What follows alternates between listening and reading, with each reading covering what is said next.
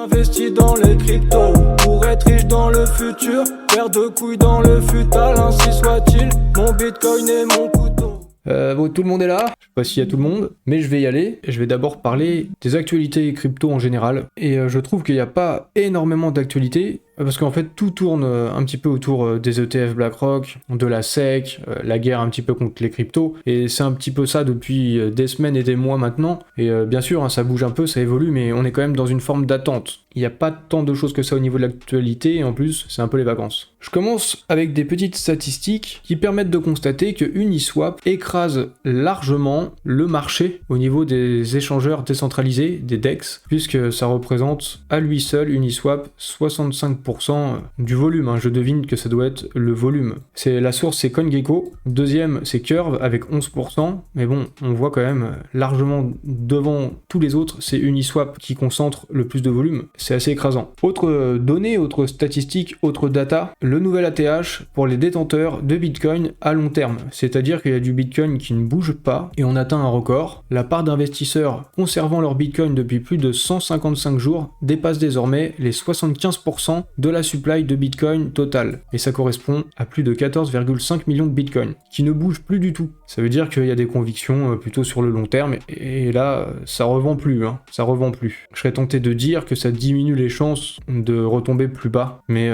on sait jamais, hein, tout peut arriver. Et je vous ai demandé votre avis au cours d'un petit sondage sur Twitter sur ce qu'allait faire le marché crypto en août, puisque là on arrive à la fin du mois, et je me suis demandé, tiens, est-ce que ça pourrait se décanter? Je vous ai dit, on est un peu dans une forme d'attente, et s'il devait se passer quelque chose, dans quel sens ça pourrait aller? J'ai pris la température. Et ce qui ressort le plus, c'est que vous pensez qu'il va rien se passer, ou vous devenez un peu blasé de ce bear market. Je pense un petit peu, il y a un peu de ça sûrement. Et c'est assez partagé, hein, entre le pump ou le dump, c'est à peu près pareil. Hein. Donc est-ce que la majorité a toujours tort? J'en sais rien. Je ne sais pas quoi penser de ces chiffres, je ne sais pas ce que vous en pensez vous-même, là de ceux qui regardaient sur Twitch. Je sais pas ce que je dois en penser moi-même. En fait je me dis que ça pourrait être un bon moment pour que ça monte, hein, pour que ça pump, mais il manque quelque chose, il manque une nouvelle quoi, il manque un truc qui nous fasse partir vers le haut. Et le halving est encore assez loin, donc on est dans une attente, mais ça fait quand même loin. Hein. 9 mois d'ici le halving, il va pas rien se passer pendant 9 mois, ça m'étonnerait quand même. On verra bien. On a quelques données au niveau du FMI sur l'inflation et sur la croissance mondiale. Et il prévoit maintenant une croissance à 3% pour l'année 2023. Un peu plus tôt en avril, ils avaient établi plutôt du 2,8%. Donc c'est un peu plus optimiste, c'est revu à la hausse la croissance. Concernant l'inflation, en avril dernier, ils partaient sur du 7,2%. Et finalement, maintenant,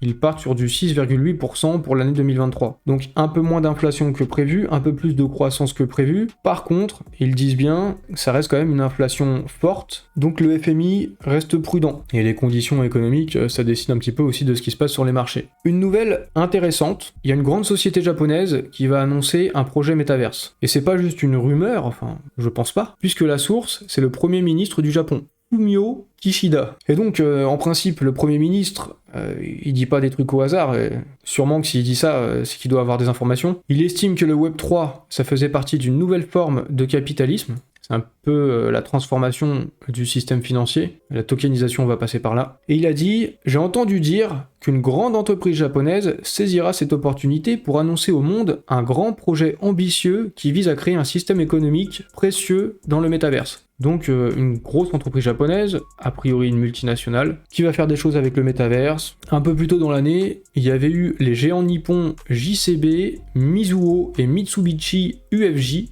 et Fujitsu aussi, qui annonçait vouloir construire une infrastructure de métaverse interopérable pour offrir une zone économique métaverse dans l'archipel. Du coup, il y a quand même de l'ambition a priori vis-à-vis du Japon. Je sais pas quelle entreprise ça pourrait être, mais il y en a plusieurs qui ont des ambitions au niveau du métaverse. Encore une fois, le métaverse, clairement, c'est pas mort, c'est pas juste une hype, je pense. Il y a des républicains de la Chambre des représentants qui présentent un projet de loi pour réguler le marché crypto US. Et ils veulent forcer la SEC à définir des règles claires concernant les crypto-monnaies. Et donc, on voit que ça bouge un petit peu aux États-Unis. Les politiques s'emparent du sujet crypto. Et ça va même plus loin, il y a Warren Davidson, un membre de la Chambre des représentants des USA. Il a qualifié la MNBC d'étoile noire, de l'étoile de la mort dans Star Wars. Warren Davidson, s'il a dit ça, c'est parce que justement il y a des projets de créer une MNBC et ça lui plaît pas trop. Il a déclaré que la Réserve fédérale est en train de construire l'équivalent financier de l'étoile de la mort. La monnaie numérique de banque centrale, MNBC, corrompt la monnaie pour en faire un outil de coercition et de contrôle. Le Congrès doit rapidement interdire puis criminaliser tout effort visant à concevoir, construire, développer, tester ou établir une MNBC. Et il y a ce discours qui commence à monter aux États-Unis. Je vous en ai pas mal parlé au cours des dernières semaines, ça a fait l'actualité. Il y a plusieurs candidats qui sont pro-crypto, qui sont pro-Bitcoin et qui sont anti-MNBC. Et petit à petit, vu que les élections elles approchent,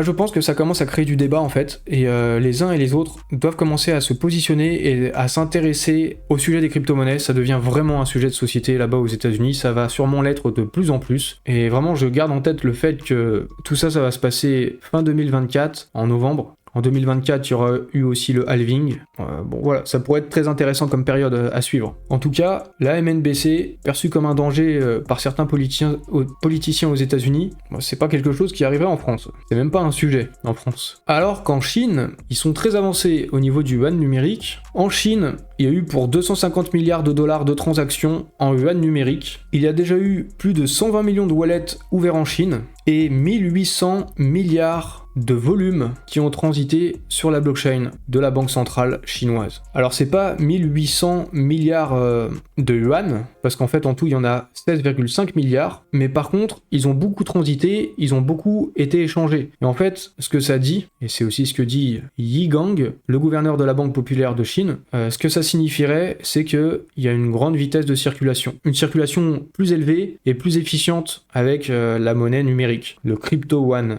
Donc évidemment, c'est la technologie de la blockchain, ça rend plus efficace la circulation de la monnaie, elle a plus de vélocité, et en fait c'est une bonne chose pour l'économie, c'est une très bonne chose, plus ça circule vite, et mieux c'est en termes de politique monétaire. Donc c'est pour ça que ça intéresse toutes les banques centrales du monde, et y compris en Russie, puisque le rouble numérique devrait être disponible dans les wallets des citoyens russes à partir de 2025. Ça va vraiment de plus en plus vite. C'est une nouvelle étape vers la dédollarisation du monde aussi, parce que ça intéresse la Russie de se dédollariser, évidemment. Poutine, il a autorisé du coup la mise en place de la MNBC, et on dit aussi là, donc c'est un enjeu clé pour la Russie, la dédollarisation, notamment par rapport à tout un tas de sanctions, et puis il y a des guerres économiques, il y a différents axes, il y a aussi les pays des BRICS, et c'est de la géopolitique aussi tout ça. Alors du coup ça se passe comme en Chine, ça prend le chemin un peu partout, mais on se rappelle qu'en Chine, il y a un contrôle des populations avec les monnaies numériques, ça permet d'instaurer un crédit social à la Black Mirror, et il y a l'euro numérique, évidemment, ça avance, et c'est aussi qu'une question de temps.